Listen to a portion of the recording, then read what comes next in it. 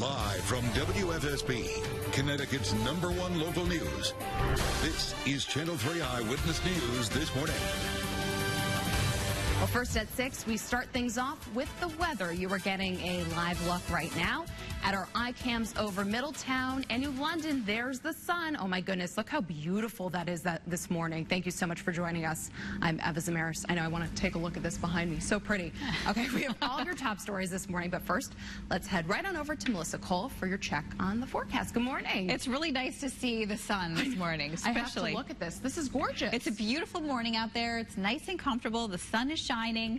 It's going to continue to rise and be with us for the entire day today. So those of you who have the day off, which is probably most of you, I hope you enjoy it and soak it up, because you know what? These summertime days, they're going to be numbered as we're getting into the fall season towards the end of the month.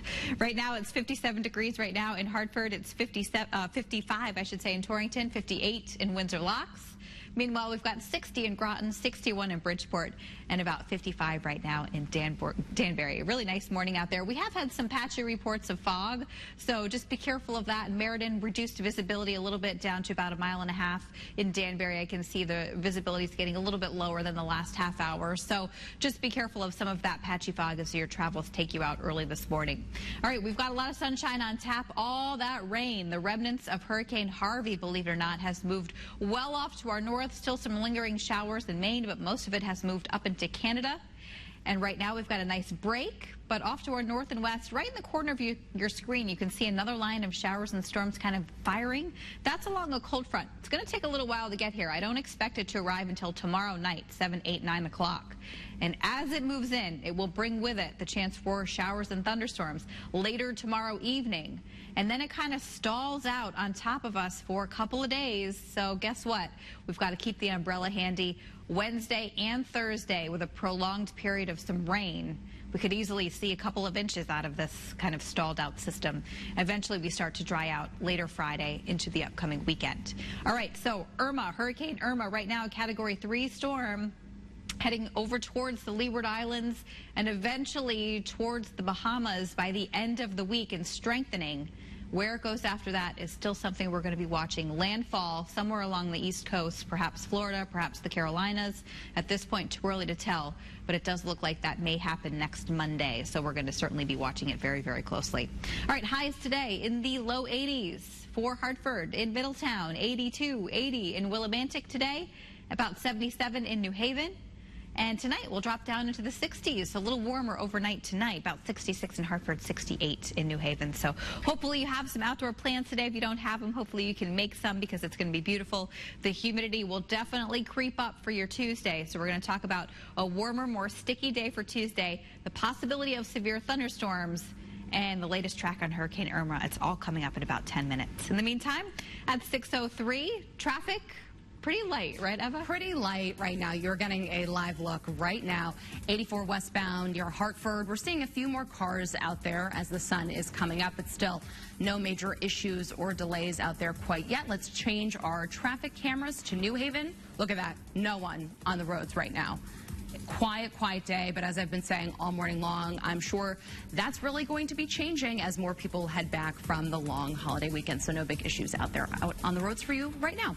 Well, that is your Connecticut Chevy Pinpoint Traffic Report, driven by your Connecticut Chevy dealers. We turn now to Texas, where officials say all of the fires are out at that flood-damaged chemical plant. Now, authorities conducted controlled burns on several trailers that contained organic peroxide. Employees and residents within 1.5 miles of the plant were evacuated as a precaution. Now, the trailers caught fire at the plant after backup generators were washed out by floodwaters. Nearly 300 mandatory evacuations were issued in Houston over the weekend after water was released from a reservoir. So I've issued a mandatory evacuation for only those homes where water exists in the homes already. And that will probably remain in place probably for the next 10 days. Houston's mayor says he hopes to get the city back on track after Labor Day, and he believes it can recover and function at the same time. Well, coming up at 6:30, we'll have more on how residents are recovering with the help of a lot of donations and some celebrity donors. Well, firefighters from Connecticut are in Texas this morning providing aid to storm victims. A crew from Beacon Falls dropped off supplies last night in Port Arthur.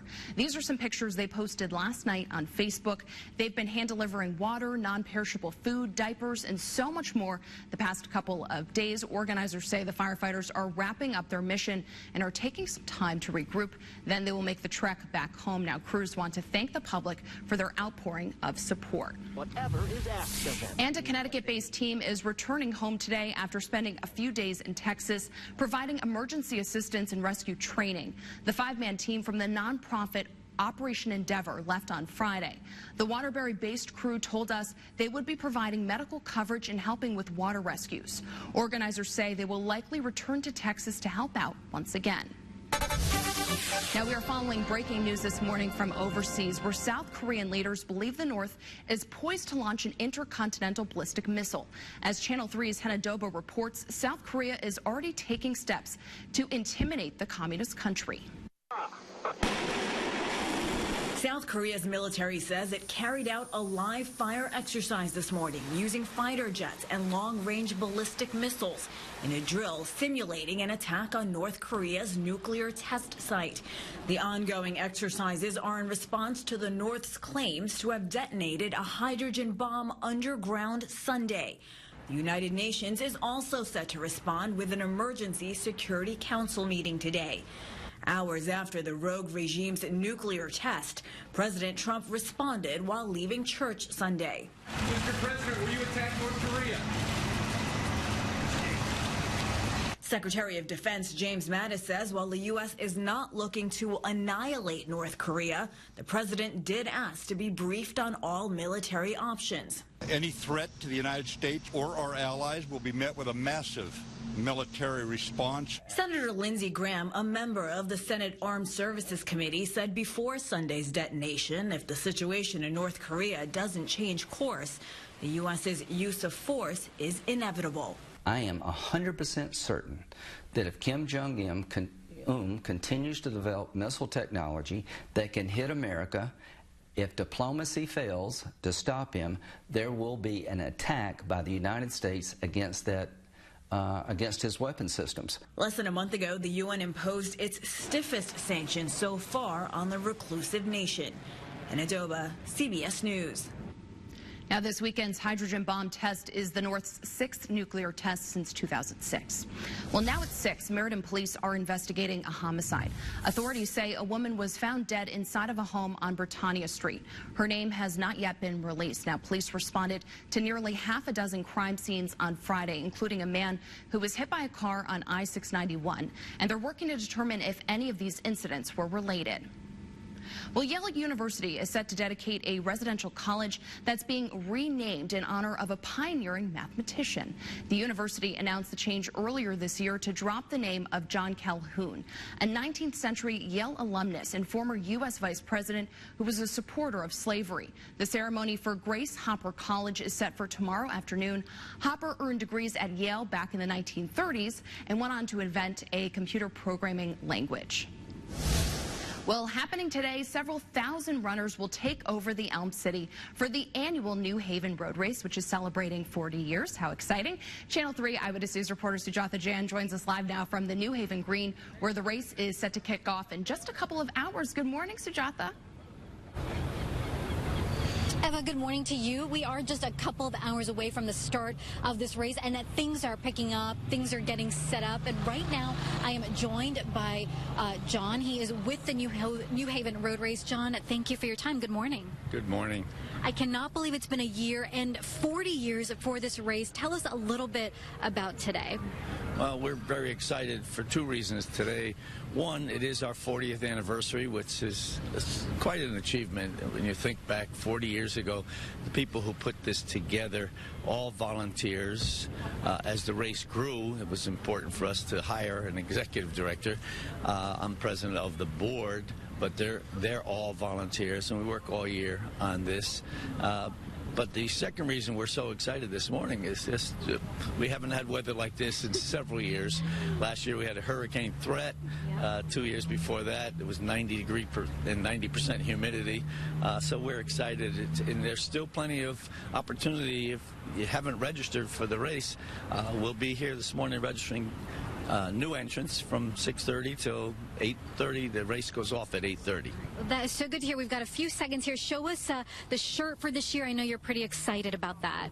We're excited. Every 5 years, Gary Trudeau of Doonesbury fame designs a shirt. And this is the original logo. Zonker is the runner. And we think it's a very special commemorative of our 40th anniversary. Well, John, congratulations on 40 years. Thank you for waking up with us. We really appreciate it. Eva, again, all of this gets underway at 8:30, but roads will be shut down between 7 and 2, and we've got a full list on our app and on our website at WFSB.com. For now, that is the latest. We're live in New Haven. Sujatha Jain, Channel 3 Eyewitness News.